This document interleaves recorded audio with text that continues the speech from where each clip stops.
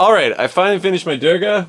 It's DB-01 Tamiya chassis, and I've had it since the summer, and it's taken some time to get all the parts, or almost all the parts, I wanted for it. So today we're going to take a look at it, and then I'm going to take it outside and run it. I really think I need to use a track though, like a proper track, maybe carpet track. Don't have one. I do have some ideas for portable pieces to build a track, and I will be ordering those, so in the future I should be able to set up a track to test out buggies.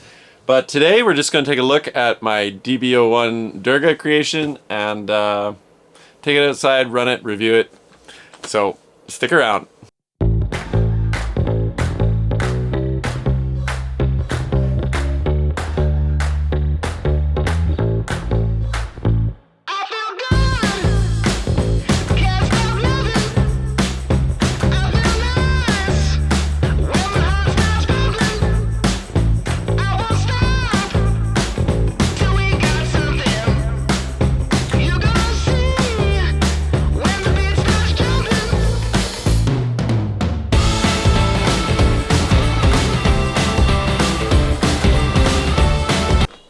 Alright, so here's the car. I am once again quite proud of the paint job. I see on the monitor there it's coming out pretty light pink, but it's actually a more deep pink. I think that's just how much light's on it. But I'm pretty proud of this paint job. I'm going to explain how I painted it. It took masking and painting took about 5 hours. So this is done with spray cans. We got flames, we got blue, white, and pink, and very proud of it. If you watch my channel, you'll know I quite like talking about my paint job, so we'll take a little bit of time. We'll talk about this one, and I'll show you how I did it. So let's pull the body off, and that's the first thing we'll do is see the paint. Alright, so you can see on the inside we have kind of a silver color. So how did I paint this?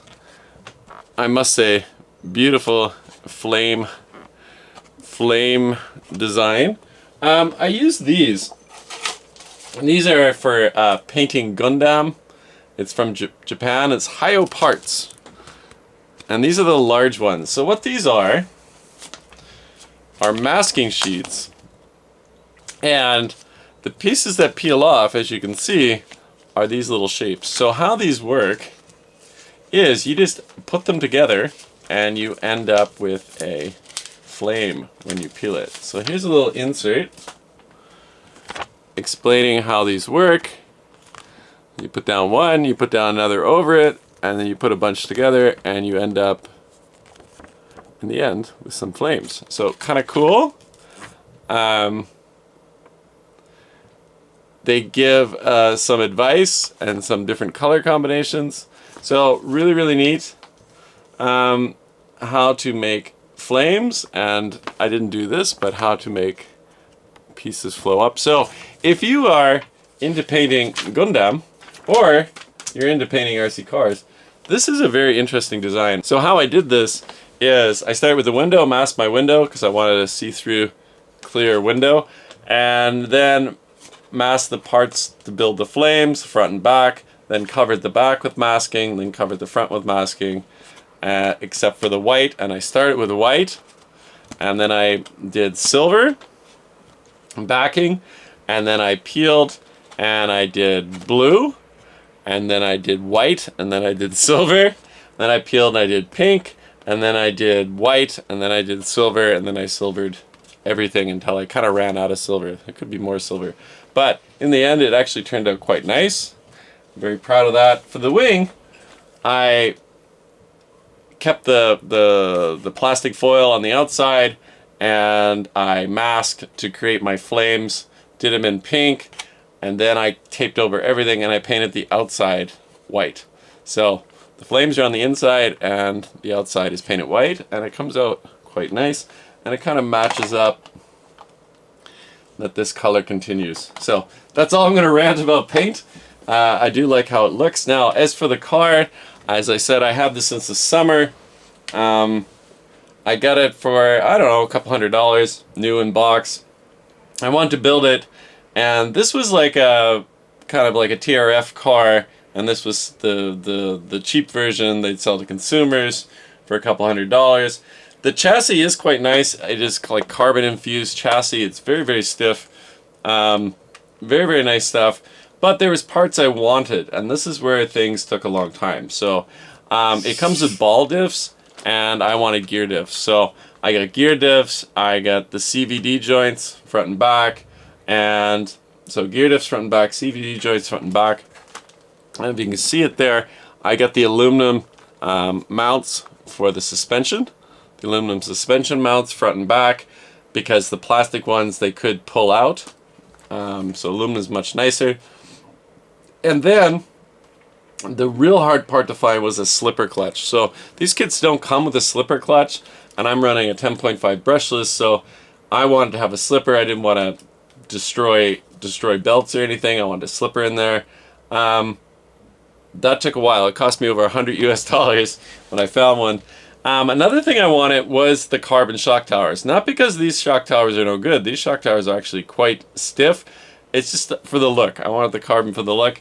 And I found a set, and they're about $170. And I don't know, because it's almost the price I paid for the whole kit. So I haven't gotten them yet. I may get them. I did get the aeration dampers for this kit. I forget what they cost. They were not cheap either. But beautiful suspension. If I do a drop, it's beautiful. It's beautiful. Be really good at jumping. Now this car does ride quite high. So it has, like, I can put maybe 3 fingers under there. So it should be good for running through the grass and stuff, but for racing it's a bit high. Now some oddities about this car. Well, one, it is belt driven. Not a lot of four-wheel drive buggies are belt driven, so that's one, I guess. The other is like the stock wheels. So the rear has no hex. The little pin you usually put in a hex goes directly into the rim. That makes it hard to mount the wheels.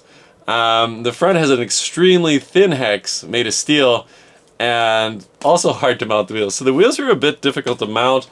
I may switch them out and put hexes on standard design for wheels these days, but I think they might have done that for weight, but I can't imagine really saving that much weight. And this is not, you know, the TRF version, so really would the weight savings be worth it?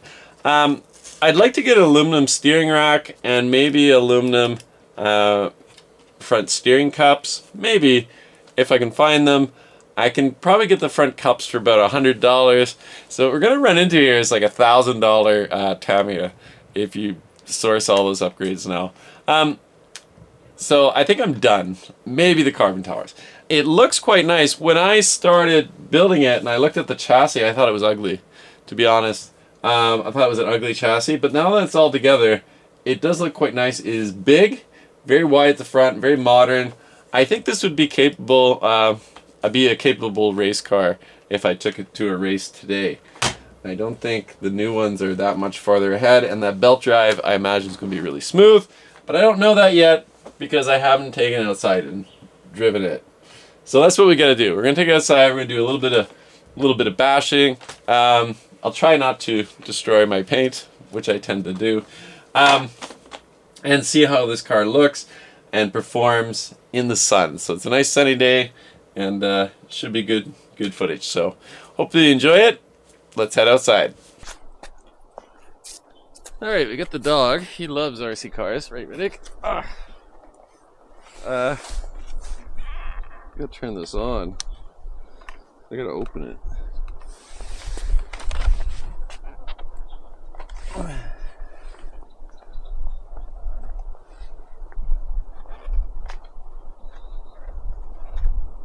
I forgot to say on the other part of the video what I installed for electronics. So OMG servo. This motor, it's just some off-brand motor, 10.5 turn. I looked for one where the posts were short enough they didn't smash into the body, and a quick run. So quick run brushless. So I'll get that turned on.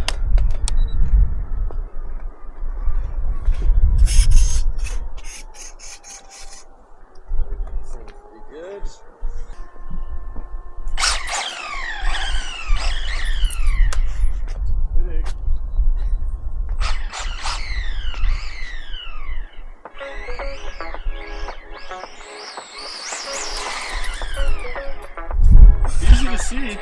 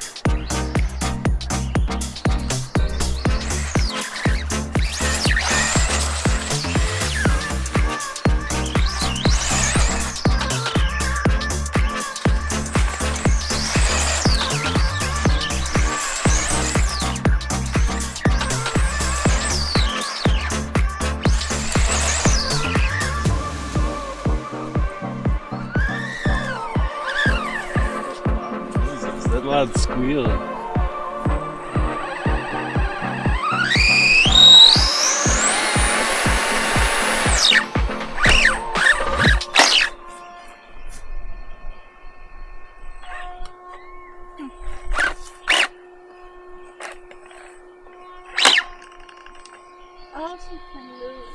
Yeah, I keep losing my CVD joint.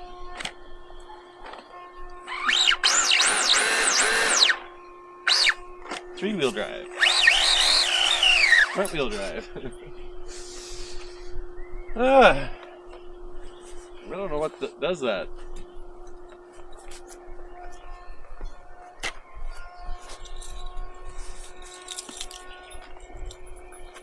Second time.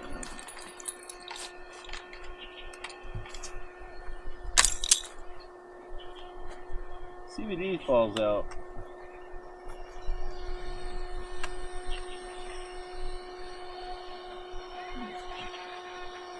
Maybe I need to shorten these down a little bit. It doesn't matter if it's this way, it's just when I hold it up and run it.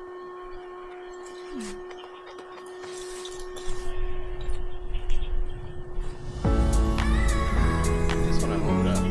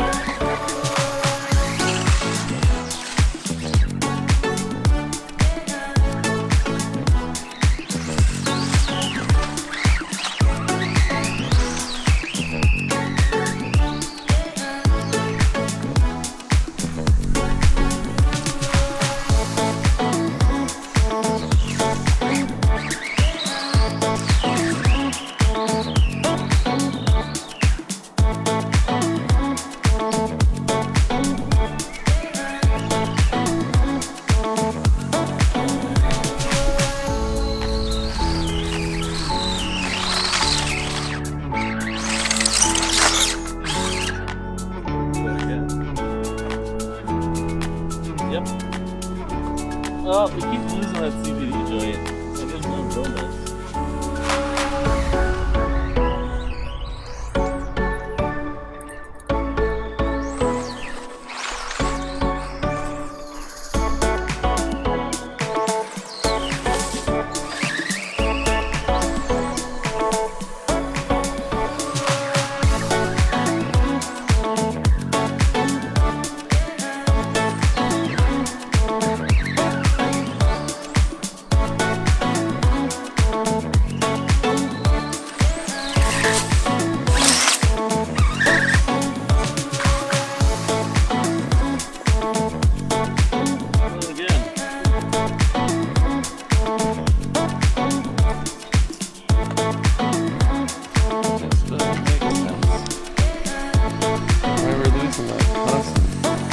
That's annoying.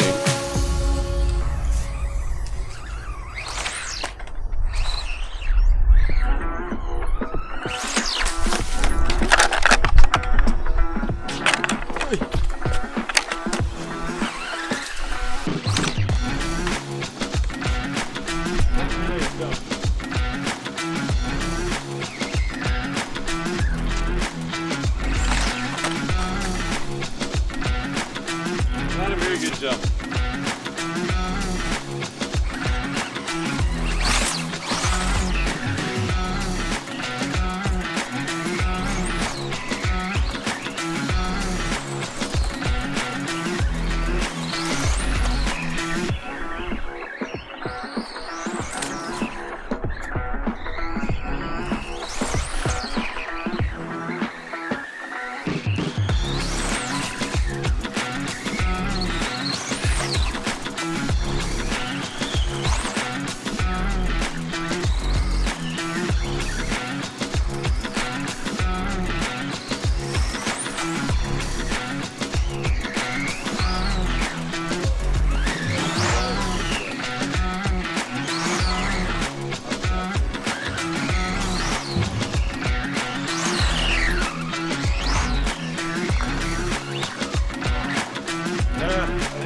Give up on it.